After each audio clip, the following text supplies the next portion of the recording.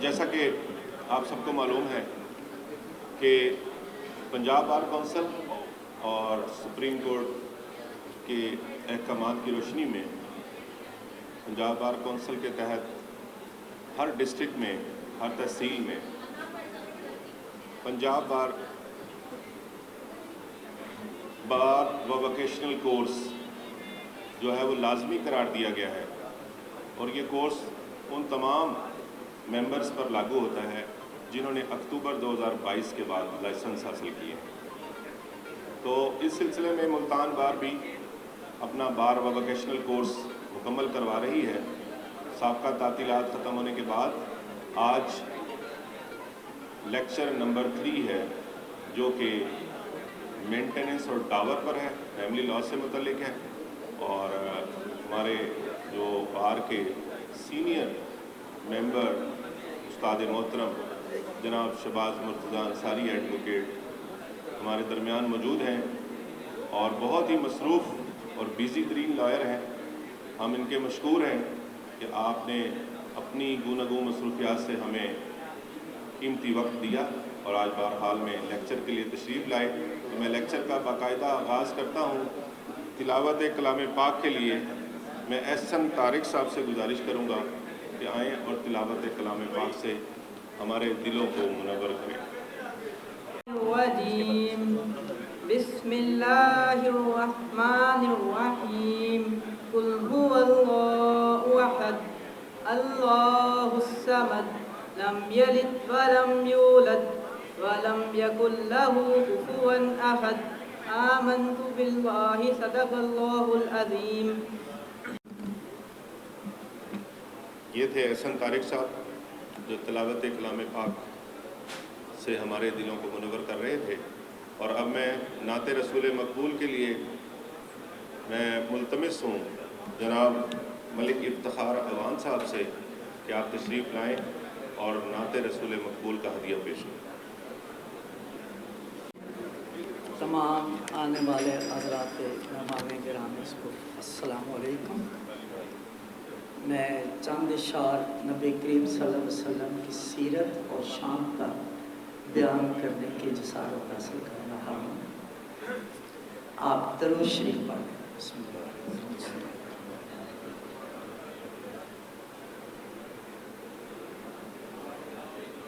سامنے سیرت مصطفیٰ درس ہے، راہبری کے لیے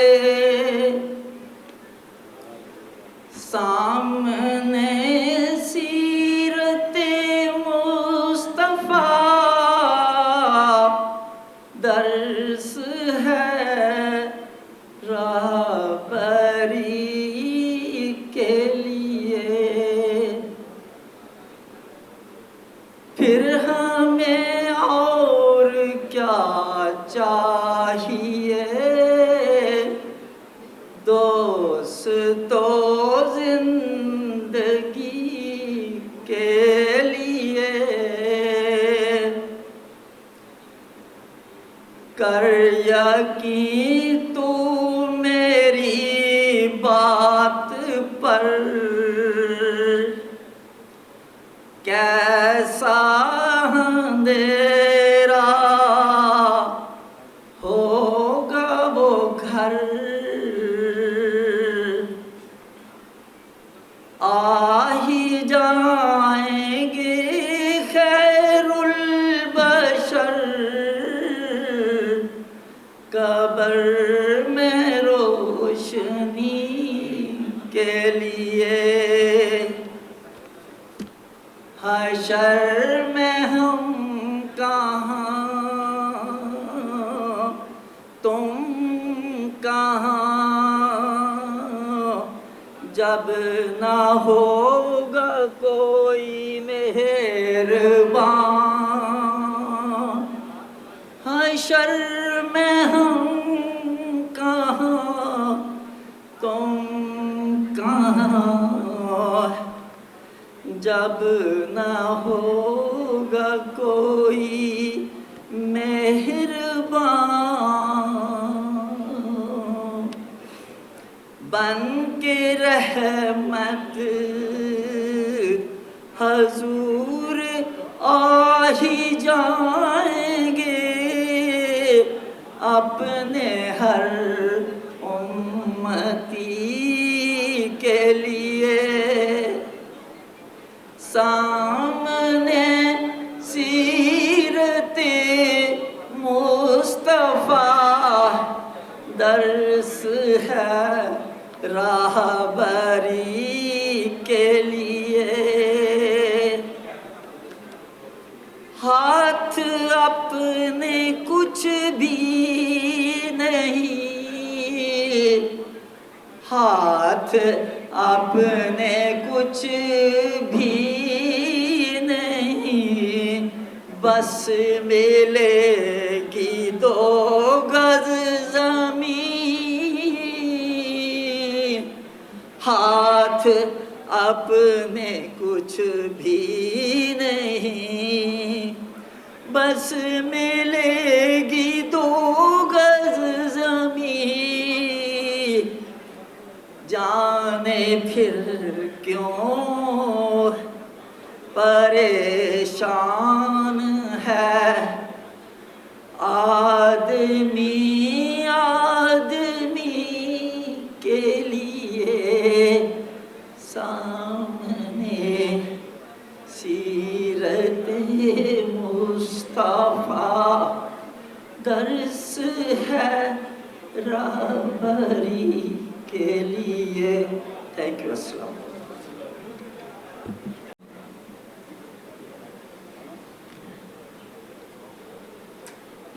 میں آپ تمام معزز ممبران کا مشکور ہوں کہ آپ سب تشریف لائے، اور اس کے ساتھ ساتھ جو BBC پروگرام میں ہمارے رجسٹرڈ ممبران ہیں وہ باقاعدگی سے آج لیکچر 3 ملتان بار میں لے رہے ہیں، اور ابھی اٹینڈنس شیٹ بھی آپ کے پاس پہنچ جائے گی یا شاید پہنچ گئی ہو.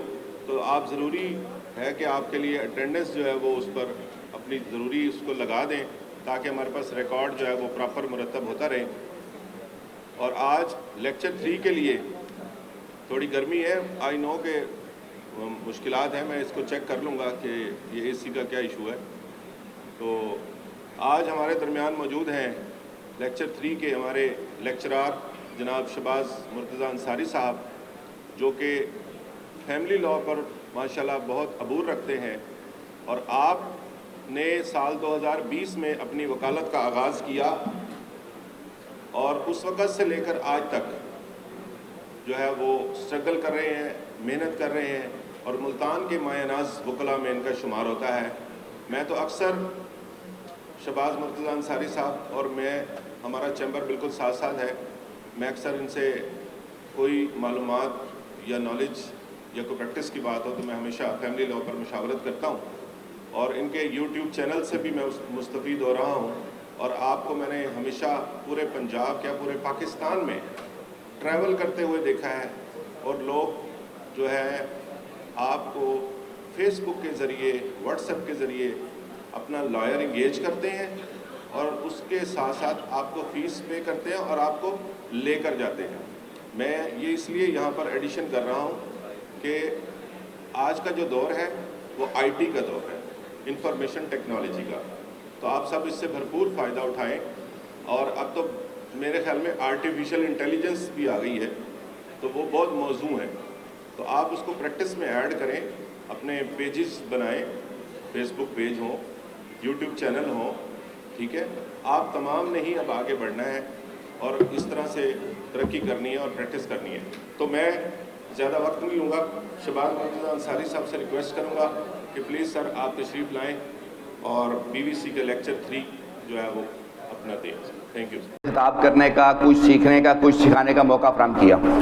میں تھوڑا اپنے بارے میں بتا دوں. میں نے 2000 میں وکالت شروع کی تھی. میرے استاد ہیں چودھری مشتاق احمد سندھو صاحب، اور ان سے بڑا کچھ مجھے سیکھنے کا موقع ملا.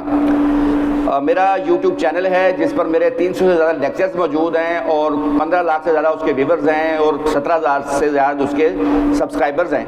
تو میں ہمیشہ سیکھنے کی کوشش کرتا ہوں, خود کو قانون کا طالب علم سمجھتا ہوں. آج میں نئے وکلاء کو دیکھ رہا ہوں بڑی تعداد میں, تو میں صرف چند باتیں کرنا چاہتا ہوں. ایک تو میں یہ بتانا چاہتا ہوں کہ وکالت میں کوئی وکیل چھوٹا یا بڑا نہیں ہوتا. ہر وہ وکیل بڑا وکیل ہے جس نے اپنا کیس تیار کیا. اگر آپ نے اپنا کیس تیار نہیں کیا, آپ کا جتنا بھی نام ہے اس کا کوئی فائدہ نہیں. جب بھی کوئی کیس ہو, آپ اپنا مکمل کیس تیار کریں, جو آپ کا پوائنٹ ہو, جو ٹاپک ہو, کیس طرح لیں, قانون لیں, اور ہمیشہ قانون پڑھ کر کورٹ میں جائیں. تو پھر یہ جو ایج ہوتی ہے نا, اس ایج میں کیس نہیں ہوتے, وقت ہوتا ہے. بعد میں جو ہماری ایج ہے اس میں اب کیسز ہیں مگر وقت نہیں ہے. اس ایج میں جو آپ محنت کریں گے نا, یہ آنے والے دنوں میں آپ کے کام آئے گی. تو یہ ایج اہم ایج ہوتی ہے جس میں آپ نے محنت کرنی ہوتی ہے, آپ نے کیس لا تلاش کرنے ہوتے ہیں, قانون دیکھنے ہوتے ہیں, اس کے مطابق پھر آپ جو ہے آگے بڑھتے ہیں. باقی آج کا جو ٹاپک ہے حق مہر ہے, خرچہ نہ نفقہ ہے. میں کوشش کروں گا کہ اس ٹاپک پر جو میں بات کروں تو کوئی تشنگی نہ رہے اور آپ لوگوں کو آپ کے تمام سوالوں کے جواب ملیں. اس کے باوجود بعد میں اگر کوئی سوال بھی کرنا چاہے گا تو میں اس کا جواب دوں گا. سب سے پہلے میں یہ بتا دوں کہ کورٹ جو ہے, ہم عدالتوں میں پیش ہوتے ہیں, عدالت نے فیصلہ کن چیزوں کی بنیاد پر کرنا ہوتا ہے. مطلب یہ نہیں ہے کہ عدالت کو ہر مقدمے کا اختیار حاصل ہے. آئین کے آرٹیکل 175 سب سیکشن 2 ہے, وہ یہ کہتا ہے کہ عدالت کو اختیار سماعت یا تو کسی قانون سے حاصل ہوگا یا آئین سے حاصل ہوگا, اس کے علاوہ نہیں ہے. پھر اس کے علاوہ ان کا آرٹیکل 189 ہے جو یہ کہتا ہے کہ سپریم کورٹ کے فیصلے تمام عدالتوں پہ قابل پابندی ہے. ہم جو رولنگز دیتے ہیں نا کورٹ میں, یہ ایسے نہیں ہوتی ہیں, یہ بائنڈنگ ہے کورٹس پر اگر ان کا فیصلہ, ان کا لا پوائنٹ ہمارے کیس سے مطابق کرتا ہے. اس طرح آئین کا آرٹیکل 201 ہے, وہ یہ کہتا ہے کہ ہائی کورٹ کے فیصلے تمام معتبر عدالتوں پہ قابل پابندی ہیں. اس طرح آئین کا آرٹیکل 203D یہ کہتا ہے کہ فیڈرل شریعت کورٹ کے فیصلے تمام عدالتوں پہ قابل پابندی ہے سوائے سپریم کورٹ کے, انکلوڈنگ ہائی کورٹ قابل پابندی ہے. تو یہ 5 چیزیں ہیں جس کو کورٹ نے دیکھ کے فیصلہ کرنا ہوتا ہے. ایک آئین ہے, ایک قانون ہے, ایک سپریم کورٹ کے فیصلے ہیں, ہائی کورٹ کے فیصلے اور فیڈرل شریعت کورٹ کے فیصلے. ان کے علاوہ اور کچھ نہیں ہے. اب میں ٹاپک پہ آ رہا ہوں. تو سب سے پہلے حق مہر کے بارے میں فیملی ایکٹ میں کوئی تعریف نہیں کی گئی. 1964 کا لا ہے, رولز 1961 کے ہیں, 65 کا ہے, لیکن کسی میں حق مہر کیا ہے اس کی تعریف نہیں کی گئی. اس کی تعریف ہمیں ملتی ہے محمدن لا کے سیکشن 285 میں. وہ یہ کہتا ہے کہ کوئی بھی رقم یا جائیداد جو شوہر نکاح کے بدلے میں بیوی کو دے گا وہ حق مہر کہلائے گا. وہ رقم بھی ہو سکتی ہے, وہ جائیداد بھی ہو سکتا ہے, وہ کوئی زیور بھی ہو سکتا ہے, وہ یہ تمام چیزیں بھی ہو سکتی ہیں. یہ تعریف ہے کہ نکاح کے بدلے میں شوہر جو کچھ بیوی کو دے گا وہ حق مہر کہلائے گا. اب حق مہر کی لیمٹ کیا ہے یہ بھی کوئی واضح نہیں ہے. یعنی 2 فریقین کا پرسنل ایگریمنٹ ہے, وہ چاہے 10,000 حق مہر پہ ایگری ہو جائیں, چاہے وہ 10 کروڑ لکھوا لیں, مطلب دونوں جس حق مہر پہ ایگری ہوں گے وہ حق مہر قرار پائے گا. لیکن جب وہ ایک بار حق مہر قرار پا جائے گا پھر اس کی حیثیت ایک قرض کی طرح ہوگی. جیسے انسان نے کوئی کسی کا قرضہ دینا ہوتا ہے نا, ویسے ہی بیوی کو حق مہر جو ہے شوہر نے ادا کرنا ہوتا ہے. میں اپنے لیکچر کے دوران مختلف کیس لا بھی بتاؤں گا, اس لیے آپ وہ بھی نوٹ کر سکتے ہیں جو آپ کو اپنے مقدمات میں ہیلپ فل ہوں گے. اچھا, اب اگلا سوال آ گیا کہ حق مہر کی اقسام کتنی ہیں. آپ اکثر جب کیسز میں پیش ہوتے ہیں تو آپ سنتے ہیں کہ معجل حق مہر, موجل حق مہر, غیر معجل, اندل طلب, اس قسم کے الفاظ سنتے ہیں. سب سے پہلے میں بتاؤں کہ غیر معجل لفظ کوئی نہیں ہے, نہ شریعت میں نہ قانون میں. تو یہ نکاح رجسٹرار حضرات جو لکھتے ہیں یہ درست نہیں ہوتا. یہ کوئی ہمارے قانون میں, شریعت میں, کسی لا بک میں یہ لفظ موجود نہیں ہے. شریعت میں ایک ہے معجل حق مہر, میم عین جیم لام سے, اس کا وہ حق مہر ہے جو شوہر بیوی کو نکاح کے وقت ادا کر دیتا ہے.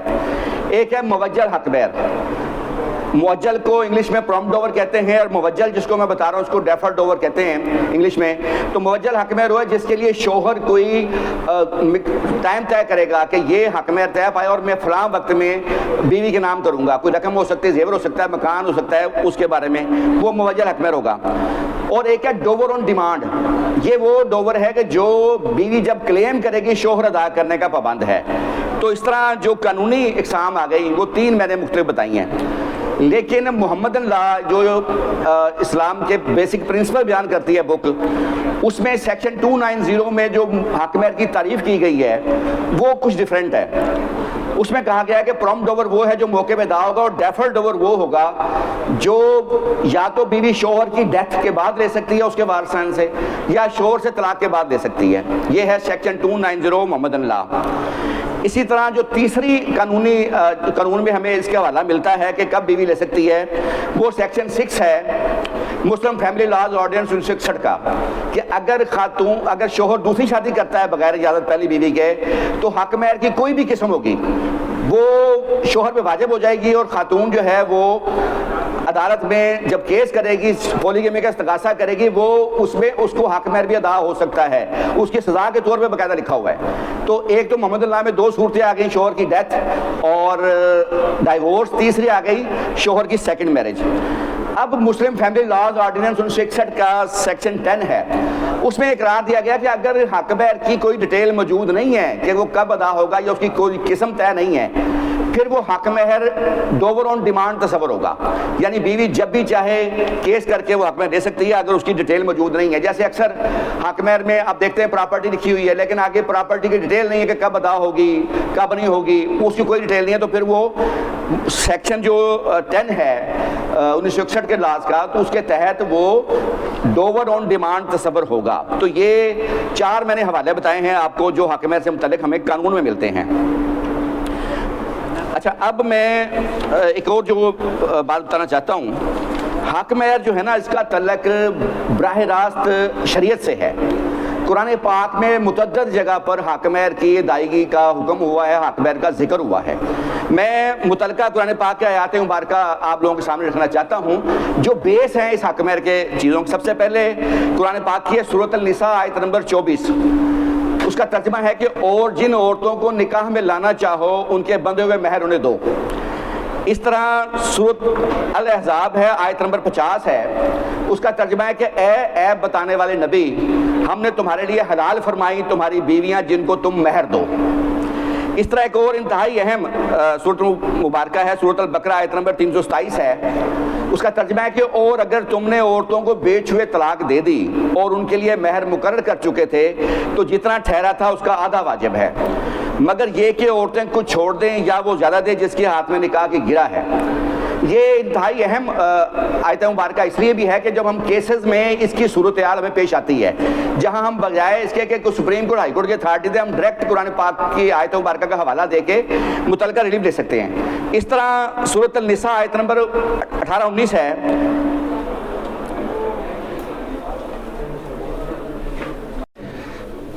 اس پر سپریم کورٹ کی ایک ججمنٹ بھی موجود ہے اسی پوائنٹ پر کہ اگر جو رخصتی اگر اضافے کے بارے میں جو سپریم کورٹ ججمنٹ ہے وہ ہے 2016 SCMR 2170، اور اس پر محمد اللہ کا سیکشن 287 بھی ہے کہ نکاح کے بعد شوہر جو ہے حق مہر میں کسی بھی وقت اضافہ کر سکتا ہے اور بیوی حق مہر میں کمی کر سکتی ہے۔ اچھا، پھر ایک اور اہم مسئلے کی طرف میں نشاندہی چاہتا ہوں کہ نکاح نامے کا اگر آپ فارم دیکھیں گے اس میں خانہ نمبر 13 ہے جو حق مہر سے متعلق ہے۔ اس خانے میں لوگ لکھ دیتے ہیں صرف 5000 ادا شد، اور اس کے بعد باقی ڈیٹیل حق مہر کی خانہ نمبر 16 میں آ جاتی ہے، کچھ 15 میں لکھ دیتے ہیں، تو ایسا غلط ہے۔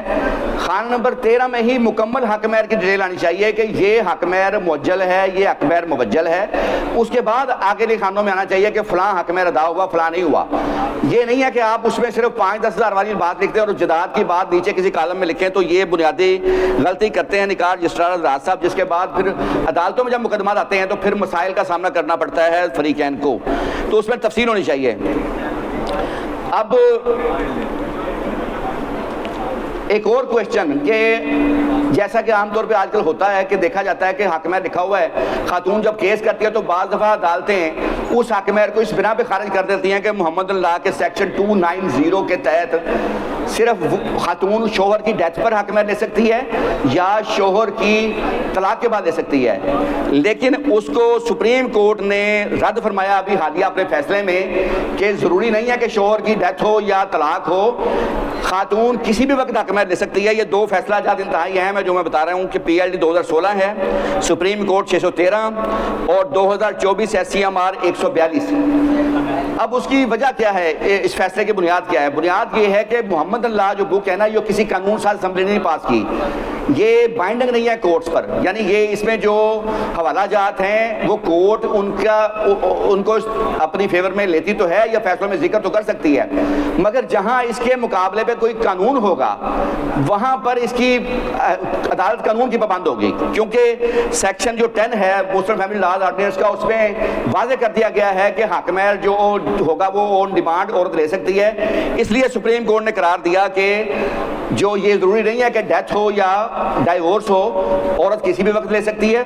اور اس کے علاوہ یہ جو حق مہر ہے یہ شوہر پر ایسے ہی قابل پابندی ہے جیسے قرض ہوتا ہے. اچھا, پھر اس میں ایک اور جو اہم بات ہے, ہمارے جنوبی پنجاب میں عام روایت ہے کہ حق مہر جو ہے لکھا جاتا ہے لازمی, یعنی اس میں جائیداد بھی لکھی جاتی ہے, زیورات. بعض دفعہ یہ جو لڑکا جس کی شادی ہو رہی ہوتی ہے اس کے نام پہ کوئی جائیداد نہیں ہوتی, تو اس کی طرف سے اکثر سسر, اس کا لڑکے کا باپ یا لڑکے کی ماں, وہ اپنی بہو کو اپنی طرف سے حق مہر لکھ کر دے دیتے ہیں جائیداد, کیونکہ لڑکے کے نام کوئی جائیداد نہیں ہوتی. تو اس کا کیا قانونی اثر ہے؟ اس کی قانونی اثر بالکل ہے محمد لا کا سیکشن 288 ہے جو یہ واضح کرتا ہے کہ لڑکے کا باپ جو ہے وہ بیٹے کی طرف سے حق مہر لکھ کر دے سکتا ہے, یہ لڑکے کی ماں بھی لکھ کر دے سکتی ہے, لیکن بشرط یہ سپریم کورٹ نے اپنے حالیہ فیصلے میں قرار دیا کہ ان کے دستخط نکاح نامے پہ ہونے چاہیے. یعنی اگر سسر کی جائیداد لکھی گئی ہے, سسر دستخط ہی نہیں ہے, سسر گواہ نہیں ہے اس نکاح نامے کا, اس ایگریمنٹ کا, یا والدہ نے لکھ کے دیا تو والدہ کی دستخط نہیں ہے, تو تب اس کی کوئی حیثیت نہیں ہوگی. وہ خاتون اپنے ساس سسر پر اس صورت میں دعویٰ نہیں کر سکتی, شوہر پہ کر سکتی ہے.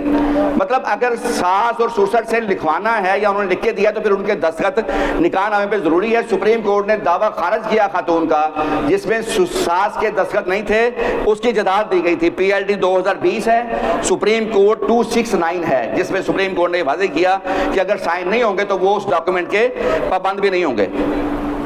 اب اس میں ایک اور اہم پوائنٹ آ گیا کہ اگر رخصتی نہ ہو تو پھر کتنا حق مہر فرض ہوگا. بعض دفعہ رخصتی سے پہلے ڈائیورس ہو جاتی ہے اور اس صورت میں حق مہر کی کیا صورت ہوگی. تو اس میں قرآن پاک کی جو میں نے آیتیں مبارکہ پڑھ کے سنائی تھی, سورۃ البقرہ آیت نمبر 327, اس میں اس کا جواب موجود ہے. کیا, اور اگر تم نے عورتوں کو بے چھوئے طلاق دے دی اور ان کے لیے مہر مقرر کر چکے تھے تو جتنا ٹھہرا تھا اس کا آدھا واجب ہے. یعنی اگر نکاح ہوا رخصتی نہیں ہوئی تو آدھا حق مہر شوہر پہ فرض ہو جاتا ہے, اور اگر رخصتی ہو جائے تو پورا حق مہر فرض ہو جاتا ہے. لیکن اگر رخصتی سے پہلے طلاق ہو جائے تو پھر اس صورت میں شوہر آدھا حق مہر دینے کا پابند ہوگا بیوی کو. اس پر سپریم کورٹ کا جو فیصلہ بھی موجود ہے. اور دوسری بات یہ کہ ایک اور سوال ہے کہ اگر رخصتی نہیں اور خلا عورت نے دائر کر دی پھر کیا ہوگا. مطلب طلاق پہ تو چلو شوہر آدھا حق مہر کا شوہر پہ فرض ہے, اگر رخصتی نہیں ہوئی اور خاتون نے خلا ڈگری لیا پھر خاتون کسی بھی قسم کی حق مہر کی حقدار نہیں ہوگی. اس پر فیڈرل شریعت کورٹ کا فیصلہ ہے PLD 2018 FSC پیج 1 کہ اس صورت میں خاتون آدھے حق مہر کی بھی حقدار نہیں ہوگی. آدھا حق مہر بھی لینے کی تب ہوگی جب ڈائیورس جو ہے وہ شوہر نے دی ہوگی. اچھا, پھر اس میں اب ایک اور جو اہم ہے کہ اگر اکثر نکاح نامے آپ دیکھتے ہیں, ہم کیسوں میں جو میرے پاس کیس آتے ہیں اس میں حق مہر تو لکھا ہوتا ہے کہ 10 مرلے زمین اندر حدود ملتان یا فلاں جگہ, لیکن ڈیٹیل نہیں ہوتی کہ ایگزیکٹ لوکیشن کیا ہے جگہ کی. پھر وہاں مسئلہ بنتا ہے. اب بیوی کی خواہش ہوتی ہے کہ جس شہر کی کیس ہے تو اس شہر کی جو سب سے مہنگی جائیداد ہے نا وہ اسے مل جائے. شوہر کی خواہش ہوتی ہے کہ جو سب سے ہلکی تھکی ہوئی جائیداد ہے کوئی دیہات میں تو وہ اسے ملے, کیونکہ اس ضلع میں وہ دونوں دیکھ رہے ہوتے ہیں. اس پر لاہور ہائی کورٹ کا ایک بڑا اچھا فیصلہ ہے کہ اگر حق مہر کی جائیداد کی ڈیٹیل موجود نہیں ہوگی نکاح نامے میں تب وہ جائیداد تصور ہوگی جہاں شوہر کی رہائش ہے, اس علاقے کی جائیداد وہ دینے کا پابند ہوگا اگر ڈیٹیل نہیں ہے. یہ ہے PLD 2015 لاہور پیج ہے 88. تو اگر ڈیٹیل موجود نہیں ہے تب پھر اس علاقے کی ہوگی جہاں شوہر کی رہائش ہے. اب ایک اور جو سب سے اہم بات کہ حق مہر کی ذات لکھی جاتی ہے لیکن اس کا عورت تحفظ کیسے حاصل کر سکتی ہے, اسے پروٹیکشن کیا حاصل ہے.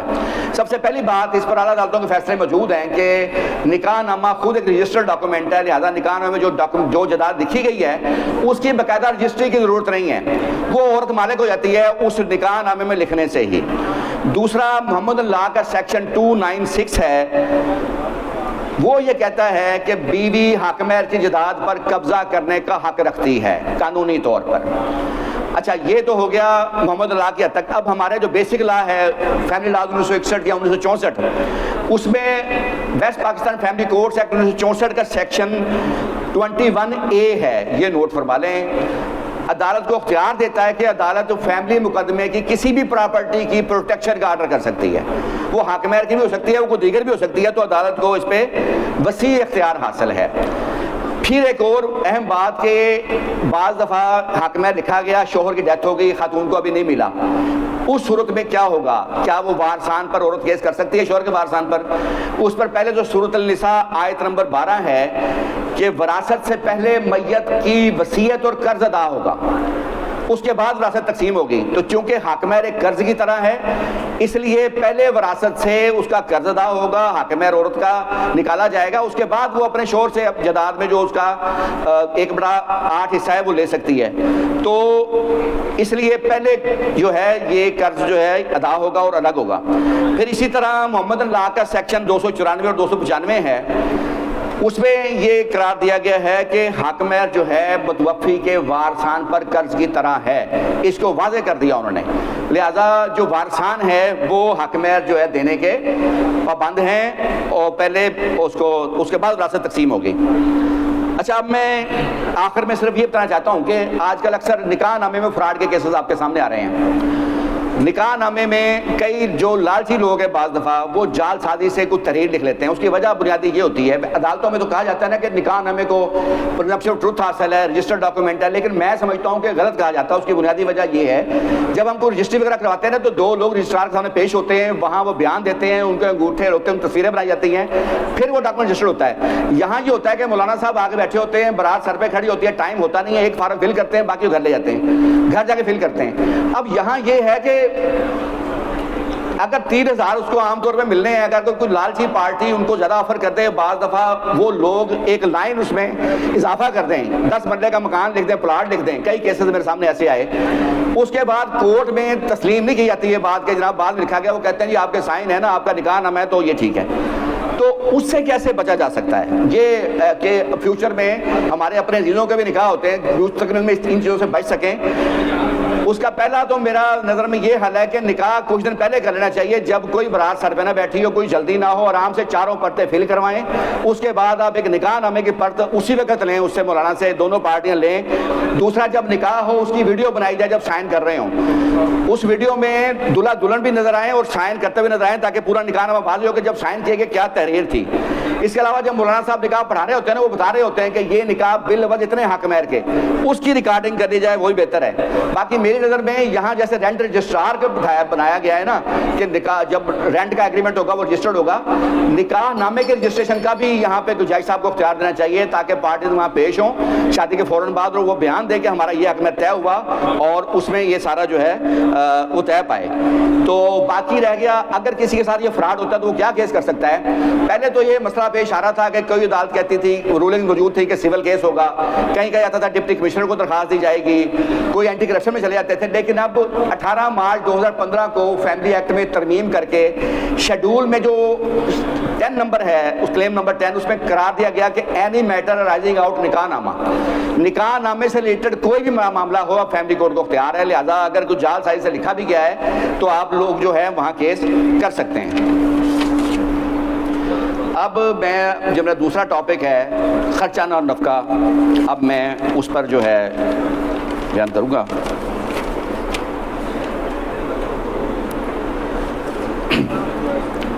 اچھا, خرچہ نہ نفقے کا کیسز ہم اکثر کرتے ہیں, بچوں کی طرف سے بھی ہوتے ہیں, بیوی کی طرف سے بھی ہوتے ہیں. تو سب سے پہلے تو دیکھا یہ جائے گا کہ خرچہ نہ نفقہ ہے کیا, اس کی تعریف کیا ہے قانون میں.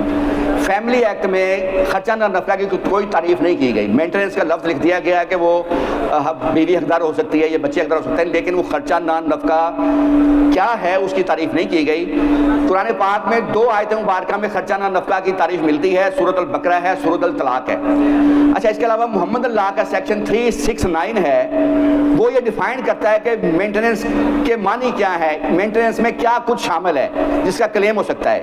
उसमें करार दिया गया कि खुराक, कपड़ा और घर, 3 चीज़ें मेंटेनेंस में शामिल हैं। लेकिन सुप्रीम कोर्ट ने अपने कुछ अर्सा पहले एक फैसला दिया, PLD 2013 सुप्रीम कोर्ट 557, उसमें उन्होंने इस तारीफ को मज़ीद वसी कर दिया, क्योंकि ये बहुत पुराना ये मोहम्मद अल्लाह में जो उसका जिक्र है, उन्होंने करार दिया कि अब जदीद दौर में इसकी मेंटेनेंस में और काफ़ी चीज़ें शामिल हैं। इसमें मेडिकल भी शामिल है, इसमें बच्चे के अखराजात भी शामिल है, कॉलेज के, यूनिवर्सिटी के और दीगर कोई अखराजात हो वो भी शामिल हैं। सो अब जो तारीफ सुप्रीम कोर्ट की है PLD 2013 सुप्रीम कोर्ट 557 के मुताबिक, उसमें मेडिकल, तालीम, खुराक, कपड़ा, घर, ये सब चीज़ें शामिल हैं। अच्छा, फिर एक और क्वेश्चन आ गया कि बाप बेटे का कब तक खर्चा देने का जिम्मेदार है और बेटी का कब तक खर्चा देने का जिम्मेदार है, और ये कौन सा कानून है जो उसको तय करता है।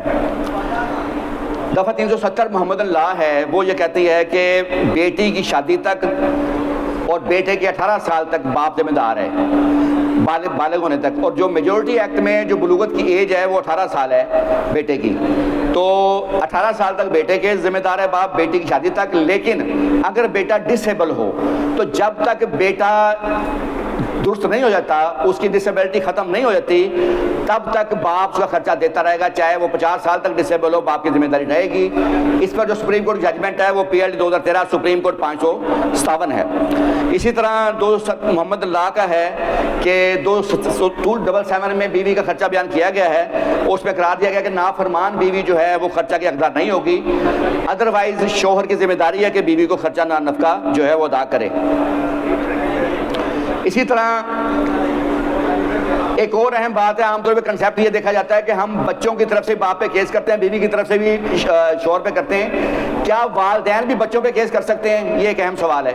बिल्कुल कर सकते हैं। मोहम्मद अल्लाह में तमाम रिश्तों को बताया गया है, अगर वालिदैन बूढ़े हो जाए और बेटा कमाता है और वो बाप को खर्चा नान नफका नहीं देता, बाप फैमिली कोर्ट में ही केस कर सकता है। इस पर सेक्शन 371 है मोहम्मद अल्लाह का, और जो बाप होगा वो अपने बेटों पर खर्चे केस कर सकता है और डिग्री भी करवा सकता है। फिर इसमें एक और चीज़ है, अभी रिसेंटली जजमेंट आई है लाहौर हाई कोर्ट की, एक है PLD 2013 लाहौर 317 और 2018 YLR 669, कि अगर लड़की जो है सिर्फ खर्चा ना नफके का नहीं, अपने शादी के अखराजात का, अपने जहेज के सामान का भी केस बाप पे कर सकती है। जब उसकी शादी होगी बाप वो भी देने का पाबंद है और कोर्ट वो डिग्री कर सकती है। मजीद पहले खवातीन पे बोझ होता था, खर्चा ना नफका साबित करें, शोहर की इनकम साबित करें कि वो इतनी इनकम है, वो सिरे से मुकर जाता था। अब जो फैमिली एक्ट पंजाब में जो अमेंडमेंट की गई है उसके तहत अब ये बीवी की जिम्मेदारी नहीं है, ये शोहर की जिम्मेदारी है कि वो अपनी इनकम बताए, और अदालत को ये इख्तियार दिया गया कि वो शोहर की इनकम जानने के लिए किसी भी बैंक अथॉरिटी, FBR या कोई भी ऐसा इदारा जहां से वो रिकॉर्ड मिल सकता है उसकी इनकम का, कोर्ट मंगवा सकती है। अब कोर्ट को कोई पाबंदी नहीं है, जैसे बैंक का रिकॉर्ड क्या कानून है कि कोई वो आमतौर पर नहीं देते किसी को, लेकिन फैमिली कोर्ट को सब अख्तियार हासिल है, चाहे बैंक का रिकॉर्ड है शोहर का, चाहे FBR का है, चाहे इनकम टैक्स का, चाहे कोई दीगर रिकॉर्ड है, चाहे रेवेन्यू रिकॉर्ड है, वो सब मंगवा सकते हैं। इसी तरह बुरी खर्चे ना नफके पे भी पहले कानून तो मौजूद था, कोर्ट करेगी, लेकिन 2015 में जो तरमीम की गई वो ये की गई है कि एक तो अगर कोर्ट 10% तय नहीं करती तो ऑटोमेटिक 10% होगा, और इसके अलावा 17(2) में जो एक और तरमीम की गई है कि कोर्ट अब जो प्रे की गई है खातून की उससे भी ज़्यादा दे सकती है।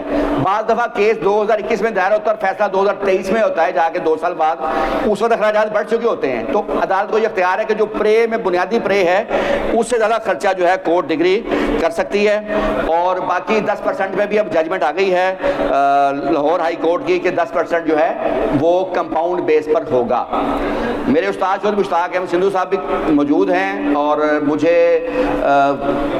इनसे बड़ा सीखने का मौका मिला, और शुरू में ही जो मुझे शौक़ पड़ा किताबें पढ़ने का और केसला तलाश करने का, वो आज मेरे काम आ रही हैं। आप लोगों का बहुत शुक्रिया।